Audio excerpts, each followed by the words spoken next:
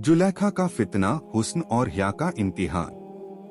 हजरत यूसुफ अलैहिस्सलाम को मिस्र के एक बड़े अफसर अजीजी मिस्र ने खरीदा था। यूसुफ के हुस्न, शफकत और नूरानी चेहरे ने सबको मोहतरम कर दिया। वो नूर का एक चलता फिरता पैकर लगते थे। अजीजी मिस्र की बीवी, जो अपनी खूबसूरती और दौलत पर फख्र करती थी, यूसुफ के हुस्न और पाक अखलाक के सामने बेचैन हो गई। दिन रात यूसुफ की तस्वीर उसके दिल में घूमती रहती। उसका दिल यूसुफ की मोहब्बत में घुल गया। शैतान ने इस औरत के दिल में यूसुफ के लिए नफरत के बजाय शिद्दत की चाहत भर दी। यूसुफ के जरिए उसने अपनी ख्वाहिश पूरी करने का सोचा। एक दिन उसने सारे घर के दरवाजे मजबूत तौर पर बंद कर दिए, हर कोने को खाली कर दिया, पर्दा नीचे कर दिए ताकि कोई देखे ना सके। फिर यूसुफ अलैहिस्सलाम को बुलाया। यूसुफ घर के कमरे में आए तो जुलेखा ने अपने सबसे खूबसूरत लिबास पहने हुए।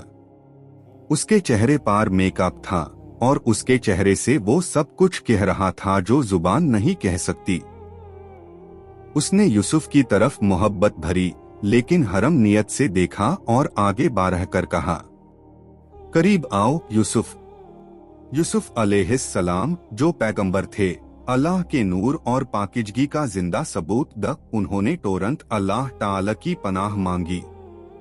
माँ जल्ला, मैं अल्लाह से पनाह मांगता हूँ। मैं अपने मालिक जो मुझे इज्जत दी के साथ खिलवाड़ नहीं कर सकता। लेकिन जुलेखा के जज्बात इतने ज्यादा बढ़ चुके थे कि वो यूसुफ के पास आई और उनका दामन पकड़ लिया। यूसुफ तुरंत भागे और दरवाजे की तरफ दौड़े। उसने यूसुफ को रोकने की कोशिश की, दामन को इतना जोर से खींचा कि यूसुफ का कुर्ता पीछे से फट गया। जब यूसुफ और जुलेखा दरवाजे तक पहुंचे तो सामने अजीजी मिस्र खड़ा था। जुलेखा घबरा गई। अपने आप को बचाने के लिए उसने यूसुफ पर उल्टा इल्जाम लगा दिया, तुम्हारा गुलाम मुझे बहकाने की कोशिश कर रहा था।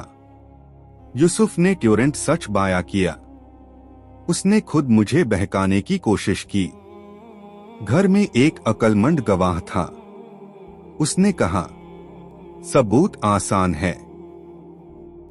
अगर यूसुफ का कुर्ता आगे से फाटा है तो यूसुफ झूठे हैं और जुलेखा सच कह रही है। अगर कुर्ता पीछे से फाटा है तो यूसुफ सच कह रहे हैं और जुलेखा झूठी है। सबने देखा कि यूसुफ का कुर्ता पीछे से फाटा था। सबको समझ आ गया कि यूसुफ पाक है।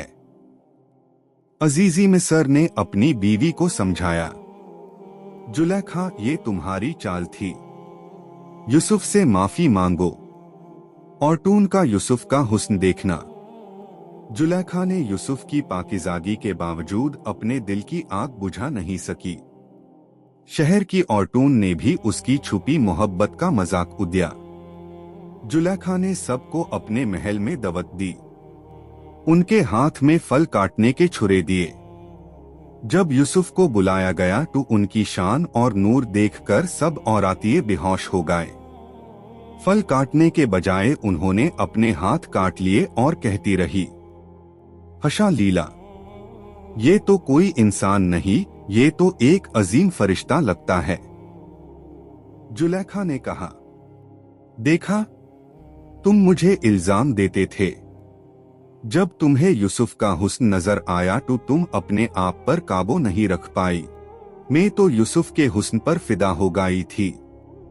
यूसुफ ने फिर अल्लाह के हुजूर दुआ की, या अल्लाह, मुझे जेल ज्यादा पसंद है इस गुमराही से जो ये लोग चाहते हैं।